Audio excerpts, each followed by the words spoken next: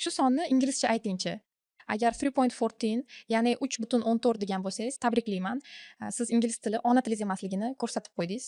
Qancha yangi so'z yodlagan yoki grammatikani o'rgangan bo'lsangiz ham, mana shunday kichik xatolar birdan bildirib qo'yadi.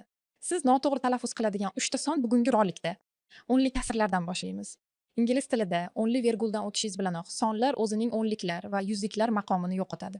Bu endi 0.14 nuqta 14 emas, balki 3.14, 3.14. Har bir raqam o'z nomi bilan alohida aytiladi. Aytgancha, biz vergulni butun deb talaffuz qilsak, ingliz tilida u point deb ataladi. Masalan, 5.97, 5.97. 1.14 soni nima deb ataladi? Oramizda matematiklar bormi? To'g'ri, dunyoning aksariyat qismida u pi deyiladi. Ammo ingliz tilida u pay deb o'qiladi. Bilib qo'ygan yaxshi. Sekin katta o'nli kasrlarga o'tamiz. Telefon raqami uchun 00, ikkita 0 deyishimiz mumkin.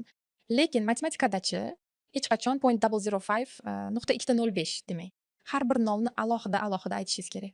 Bu son 0.005 0.5 deb aytiladi. Endi oddiy kasrlar.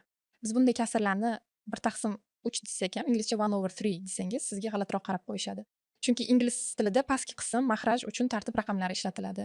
Demak, bu kasr 1/3, 3/1 deyiladi. E'tibor bering, kasrning ustki qismi, surati birdan katta bo'lsa, mahrajni aytish uchun ko'plikdagi tartib raqam ishlatiladi. Masalan, 8 dan 5 deyish uchun 5/8 deymiz. Bonus maslahat. Ingliz tilida yillar teng 2 ga bo'lib aytiladi. 2026, 2026, ya'ni 2026. Lekin pulni butun son qilib ayting, $2026. 2026 dollar. Bugun ushbu sonlardan qaysi biri haqida bilib oldingiz? Izohlarda yozib qoldiring va ingliz tili bo'yicha ko'proq maslahatlar olish uchun obuna bo'ling.